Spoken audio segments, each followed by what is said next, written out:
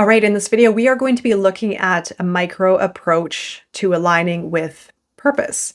Now, purpose, our own purpose, our path, the thing that helps us with being motivated, that feels that we are attached or connected with something that is meaningful, that we're meant to do, isn't necessarily on a big scale. And in fact, sometimes we might be looking for the answer on a big scale when we can access purpose on a micro level. So I'm going to break this down. I'm going to offer some actionable steps of how to connect with purpose, starting small, rather than focusing on something bigger.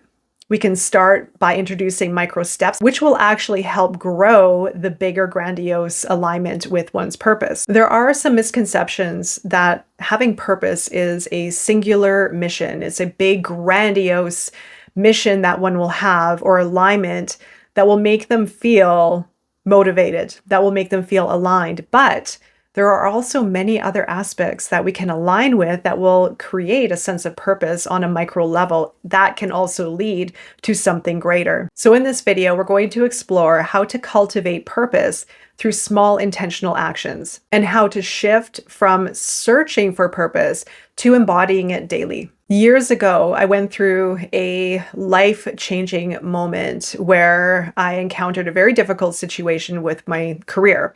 This extremely difficult situation left me feeling shattered, like I didn't have purpose, because what I was doing is I was putting all of my focus on this one job working, this one opportunity working. I was so focused on this one particular opportunity that my vision almost became tunnel vision. And when this opportunity fell apart, I felt that I didn't have purpose. I literally felt that I had the rug pulled out from underneath my feet and I had no idea what to do next. I had become so tunnel visioned on this particular opportunity that I was missing the bigger picture.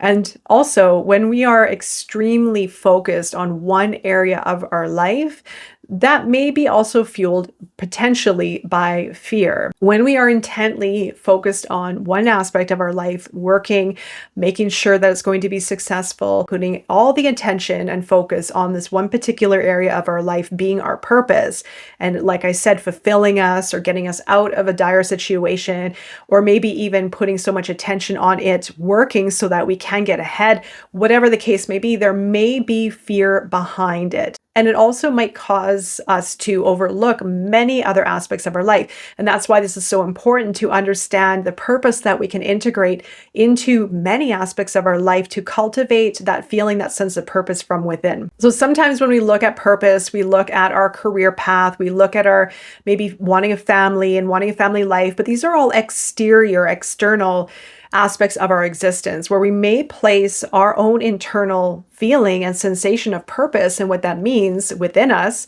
outwardly, where we find purpose in, again, a career path, a maybe family life, or having a certain lifestyle, a certain home, etc.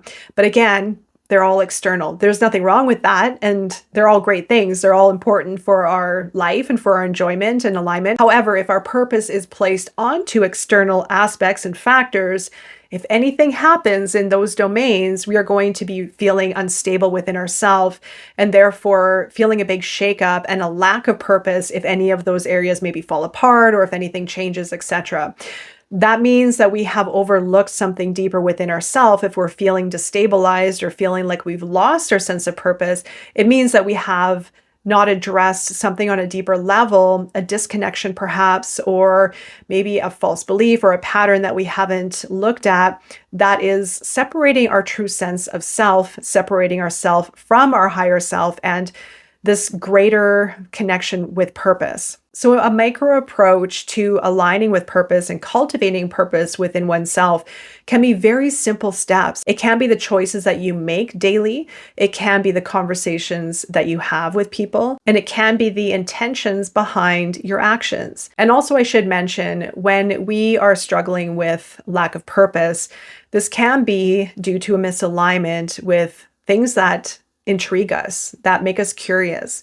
And that usually is the spark. So What can you do today as a micro approach to become curious about something? What makes you passionate on a very micro level? Now, it might be something completely different than you ever expected. Follow your inner guidance. What creates that spark of curiosity? So instead of searching for the bigger answer and the bigger connection with purpose, how can you integrate purpose into your daily life by bringing more meaning into your work?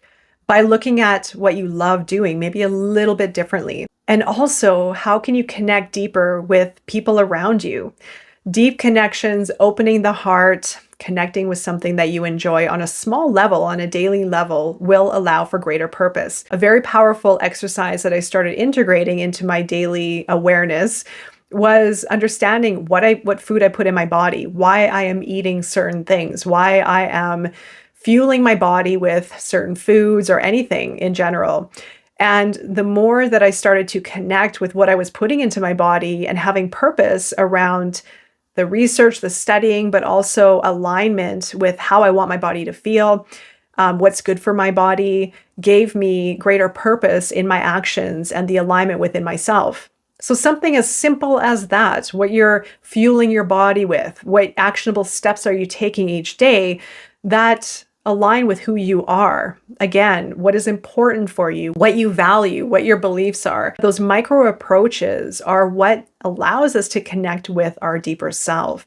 It allows us to connect with purpose on a very micro level that will eventually grow into something greater. You can also pay attention to what makes you feel more alive versus restrictive. So if we're operating out of fear, we will be very contracted. We will be very restrictive. We will be in fear, anger, worry, doubt, limitations, searching externally for something to fulfill us maybe internally. But when we have that little moment of feeling alive, again, if it is something we enjoy researching, studying, maybe watching YouTube videos on, doing as a side hobby, anything of that nature, when we focus on what brings us joy and openness, that is a very significant clue as an alignment with your purpose.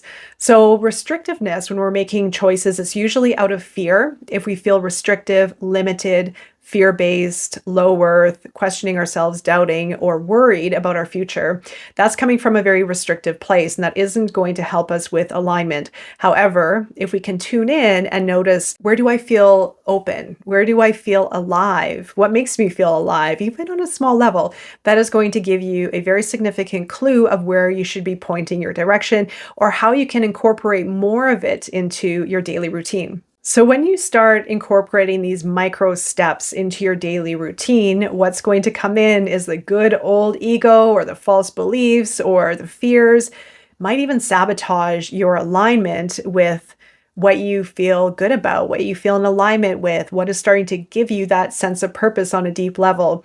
Now, I talk about this often. Our false beliefs, our old limiting programming, even our ego will come in and try to talk us out of doing what we love to do, what feels right. Maybe I can't get a job doing this, or why am I even studying something that a lot of people won't even understand? It can come in and sabotage success in a second. Not only success, but alignment and this sense of purpose that we're awakening within ourselves. So some of the false narratives that can keep us disconnected are, I'm not ready. I need to have it all figured out. If it's not big, it's not meaningful. So these are the false, limiting, fear-based, egoic-based conversations or emotions or even energetic weight that might hold us back from trying something new, from following our heart, from listening to that subtle nudge within yourself, within ourselves, that wants to do something different. Breaking patterns are very difficult. It can take a lot of time, but I encourage you, if you are in this middle ground, in this middle stage where you're about to embark on something new, or you're looking for your purpose, or you're starting to align with something differently that does bring you joy and excitement and alignment, I encourage you to look at what is holding you back, because guess what? We're all going to face them. It is something I have worked through many times before. So these false narratives come in as a construct of our false beliefs, our fear, our limitations, our worry, these programs and beliefs that we have buried deep within, but they're showing up for us to work through, for us to stay in alignment and understand what is our heart trying to tell us, what is our higher self trying to tell us, where is it trying to guide us toward, and how can we make these small micro adjustments throughout our day to stay on track with our true calling, or what feels good, or what helps us feel alive. Those are going to be your clues as what to follow. Those are your breadcrumbs in life, the little micro nudges within yourself, and then, of course, within the universe to align you with something greater. So this process is going to require some deep work. This is shifting from waiting to creating. So this is when you are going to be shifting from maybe waiting or holding back or searching externally to starting to create something, starting to connect with your higher self, that inner excitement, that aliveness that you have when you think of maybe a new idea or a new path, or even just something small that you can incorporate into your day that gives you that excitement. And that's really where you need to start. That's pretty much it. So purpose doesn't just show up. It does require us to look within, to sense within, and create a relationship with our higher self, with our senses, with our intuition. And again, all you need to do is start small. That's it. And starting small is going to awaken something greater within you. You can even start by identifying your guiding values. So what matters to you beyond external success? Could it be integrity, creativity, connection, growth? Aligning with purpose means living in alignment with your values. It's not about a job title. A micro action can be to write down your top 3 values and ask, how can I embody one of these today? So if you value connection, be fully present in one conversation. These micro steps are going to start integrating new habits within your system, and is going to allow you to see more, to feel more, to create more openness and alignment with purpose. So as I mentioned, purpose doesn't find us. Purpose is going to be created through alignment, through trust, and surrender. So surrender is not about not working. Surrender is about letting go of the fear and the pressure that we put on ourselves, and that we put on the results, and that we place on the future.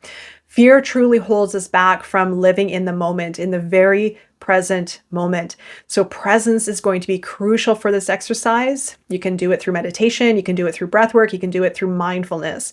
And being in a state of surrender, letting go of maybe tension within the body, maybe pressure on expectations. Why is my purpose not here yet? Why aren't things working out the way I'm hoping? And finding stillness in the present.